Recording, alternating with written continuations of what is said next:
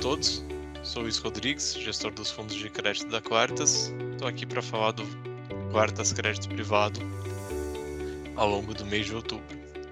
No mês de outubro, o fundo Quartas Crédito Privado fechou com uma rentabilidade de 1,18%, equivalente a 115,25% do CDI, fechando o ano aí com 11,37% de rentabilidade, equivalente a 113,7% do CDI. O mês de outubro teve uma rentabilidade boa, então também, né, seguindo aí os últimos meses, né, que tem vindo com uma rentabilidade um pouco melhor aí do que a gente teve no primeiro semestre, tá? Então esse segundo semestre tem sido um pouco mais positivo aí para a gente, e muito por conta daqueles setores, né, que, enfim, setor de construção civil, setor de varejo, enfim, esses setores que tinham uma performance um pouco mais atrasada aí no começo do ano e passaram a andar um pouquinho mais agora no segundo semestre, então tem feito com que nossa performance aí esteja recuperando um pouco mais e enfim, tendo uma performance até um pouco acima do que a gente imaginava, tá? Mas de maneira geral a gente tem visto aí uma boa performance ao longo do ano de 2022, muito sustentada, que a gente tem, enfim, tem sido repetitivo, mas no fato de quando a gente olha aí para os prêmios dos papéis de crédito, eles estarem num nível historicamente interessante. Então, o carrego dessa carteira mais, né, do que ganhos de marcação a mercado, enfim, ganho de capital, o carrego tem sido o principal foco de retorno aí ao longo do ano, tá? Então, esse período agora, né, no último mês, últimos 2 meses, a marcação a mercado tem ajudado um pouquinho mais, mas é uma contribuição mais marginal até, né? A gente olha assim, o principal foco de retorno tem sido o próprio carrego, que a gente julga ser muito bom porque mostra uma solidez e mostra um bom retorno com um nível de volatilidade muito baixo, né? Então, quando a gente olha o prêmio médio dos papéis, um prêmio médio que tem sido bastante estável aí nos últimos meses, fazendo com que de fato fosse, né, esse carrego, né, esse prêmio, o decaimento dele, o principal foco de retorno do fundo. E aí quando a gente olha, né, para os 3 fatores que a gente sempre fala, né, o fundamento, o técnico e o valuation, a gente continua muito otimista e muito positivo com os 3, tá? Então o fundamento tem sido muito bom, né? A gente tem visto aí o resultado das empresas muito bom, com alavancagem baixa, rentabilidade boa. Por mais que a gente já tenha observado, né, e a gente vá continuar observando isso, o resultado financeiro das empresas, né, o serviço financeiro, aumentando um pouco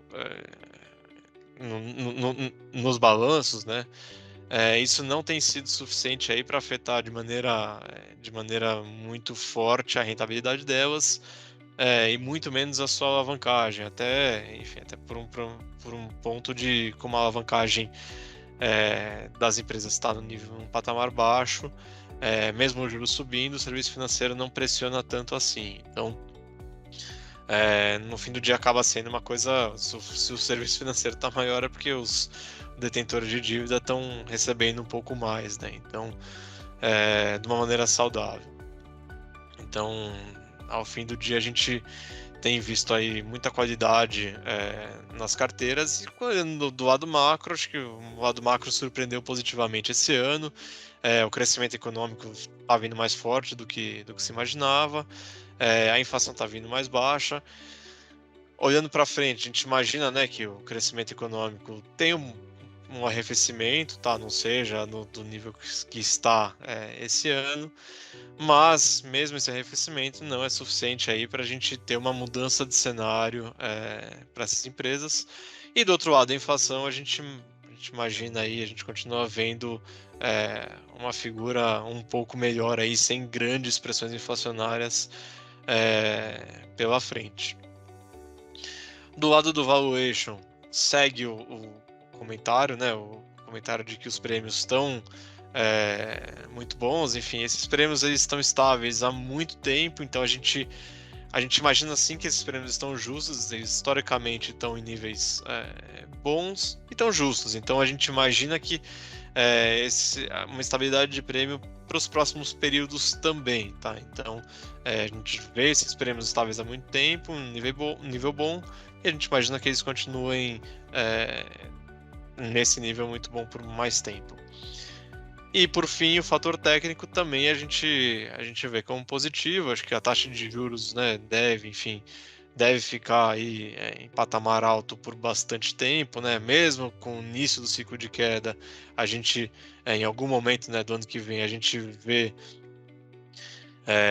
um ciclo de queda que ainda vai manter a taxa de juros e as aplicações em renda fixa atrativas. Então a gente vê aí bastante demanda por ativos e fundos de crédito nos próximos períodos.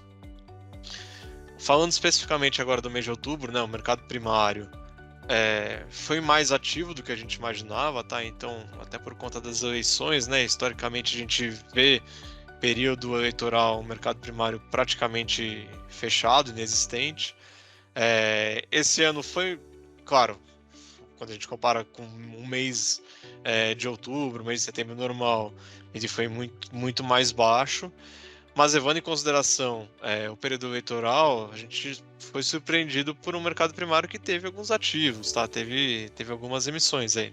Dá para a gente destacar aí no mês as emissões GNTS, Vibra Energia, CSN, Guararapes, enfim, todas essas emissões a gente participou, né? Então a gente fez alocações e foram emissões que saíram com prêmios que a gente julga interessantes, tá? Então quando a gente olha aí tudo que a gente alocou no mês de outubro, a gente conseguiu fazer boas alocações com um spread médio maior do que o spread médio da nossa carteira. Então a gente melhorou o carregamento dela com esses ativos pagando bons prêmios, tá?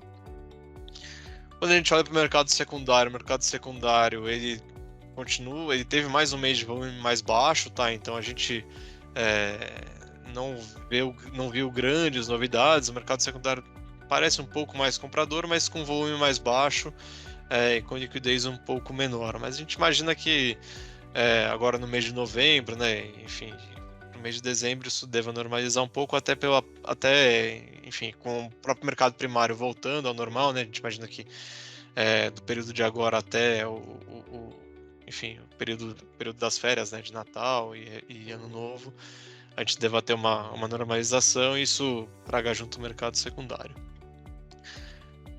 E aí, consequentemente, a gente ter uma normalização da liquidez.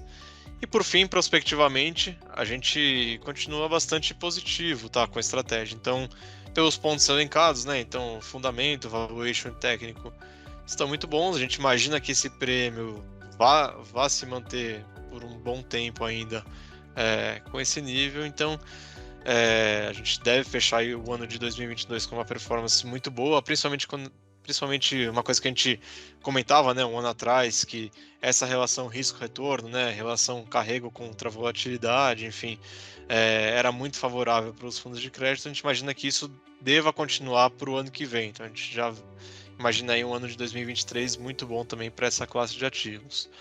Então, isso faz com que prospectivamente a gente fique otimista e imagine aí que os fundos de crédito, os ativos de crédito vão ter uma boa performance também nos próximos períodos, no próximo ano.